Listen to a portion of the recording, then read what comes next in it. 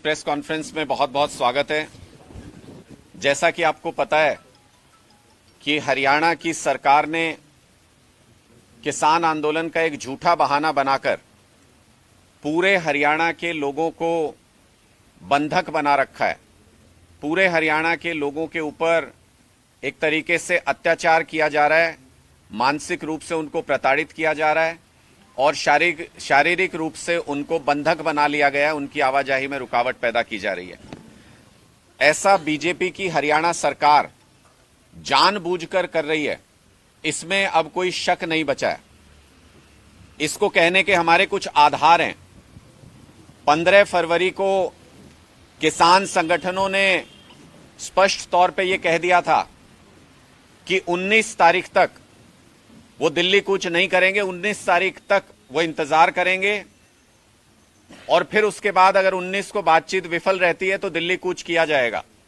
यानी 15 तारीख से 19 तारीख तक सरकार को ये पता था कि किसानों का आगे कूच का कार्यक्रम नहीं है। उसके बाद कल जैसे ही वार्ता हुई, वार्ता के तुरंत बाद किसान नेताओं ने बहुत स्पष्ट तौर पर यह बयान दिया और मैं एक से अधिक किसान नेताओं के ये बयान सुन चुका हूं, जिन्होंने ये कहा कि 21 तारीख तक का सरकार को समय देते हैं। जो सरकार ने प्रपोजल्स दिए उनके ऊपर हम भी विचार करेंगे और जो हमने बात कही है उसके ऊपर सरकार भी विचार करेगी और फिर 21 तारीख को शांतिपूर्ण तरीके से दिल्ली कूच किया जाएगा। यानी कोई एम्बिग्विटी नहीं है किसी भी तरीके की। इसका मतलब हरियाणा की भारतीय जनता पार्टी की सरकार के पास ये समय था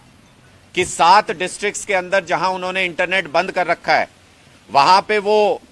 19 तारीख तक जब किसानों का कॉल नहीं था, कोई घटना होने का कोई शक शुबा नहीं था, तो 19 तारीख तक उन 7 डिस्ट्रिक्ट्स में इंटरनेट को चालू किया जा सकता था। और उसके बाद अब जब यह अनाउंसमेंट किया गया है कि 21 तारीख तक कोई मूवमेंट नहीं है दिल्ली की तरफ, तो 21 तारीख तक भी उन 7 डिस्ट्रिक्ट्स के अंदर इंटरनेट चालू किया जा सकता है। लेकिन सरकार जानबूझकर ऐसा नहीं कर रही, क्योंकि किसान आंदोलन का बहाना लेकर के सभी लोगों के मन में किसानों के प्रति नफरत पैदा करने की कोशिश भारतीय जनता पार्टी की सरकार सुनियोजित तरीके से कर रही है।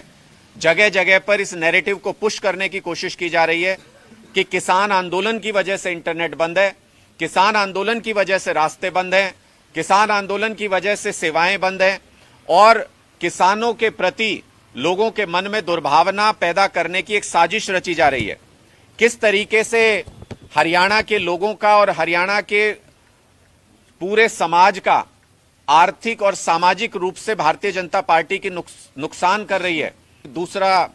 पॉइंट अगर मैं यहां पर लूं तो ये नैरेटिव भी साथ साथ भारतीय जनता पार्टी फैलाने की कोशिश कर रही है कि ये जो आंदोलन है ये पंजाब के किसानों का है। ये पंजाब के किसान एमएसपी गारंटी कानून मांग रहे हैं, सभी फसलों के लिए एमएसपी की गारंटी मांग रहे हैं। कहीं ना कहीं ये बात लोगों को बताने की कोशिश की जा रही है कि ये हरियाणा से जुड़ा हुआ आंदोलन नहीं है। खट्टर साहब, गलतफहमी निकाल दीजिए। हरियाणा का एक एक किसान इस किसान आंदोलन के साथ मजबूती से खड़ा है और हमारे पास और आपके पास भी सूचनाएं पहुंच रही होंगी। जगह जगह पर अलग अलग खापों ने न सिर्फ मीटिंग करके अपना निर्णय लेना शुरू कर दिया है, बल्कि किसान संगठनों ने भी अपनी कई सारी बैठकें की हैं और अब गांव-गांव के अंदर ये चर्चा शुरू हो गई है कि किसान के ऊपर अगर इस तरीके से भारतीय जनता पार्टी की सरकार तानाशाही करेगी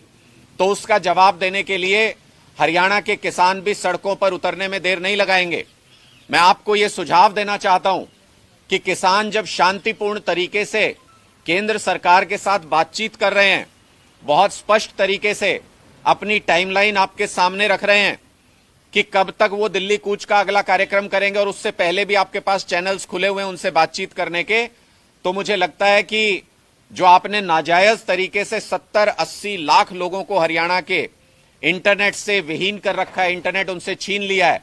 जो नाजायज तरीके से आपने हरियाणा की 2.25 करोड़ पॉपुलेशन को बंधक बना लिया है, जगह जगह पर सारे स्टेट और नेशनल हाईवेज को बंद कर दिया है, ये अपनी कुत्सित मानसिकता और जो तानाशाही मानसिकता है उससे आपको बाहर आना पड़ेगा और अपने इन फैसलों पर पुनर्विचार करके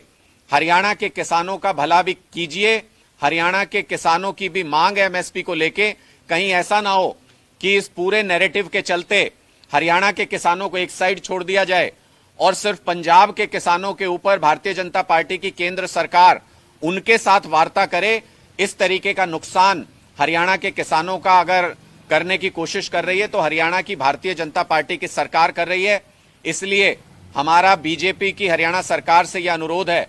कि तुरंत प्रभाव से इंटरनेट का बैन सभी 7 डिस्ट्रिक्ट्स के अंदर हटाया जाए। तुरंत प्रभाव से जहां से आवाजाही छोटे वाहनों की मुमकिन है वहां से छोटे वाहनों की आवाजाही को सुनिश्चित किया जाए। और जो ये हाईवे के ऊपर आप परमानेंट डेरा डाल के बैठ गए हैं, इसको तुरंत प्रभाव से हटाया जाना चाहिए। किसानों की मांगों को, किसानों के आंदोलन को बातचीत के जरिए आप उनके समाधान तलाशने की कोशिश करेंगे तो हम भी आपका सहयोग करेंगे। अगर आप किसानों पर दमन करने की कोशिश करेंगे, अत्याचार करने की कोशिश करेंगे तो हम भी आपके खिलाफ सड़कों पर उतरने से गुरेज नहीं करेंगे।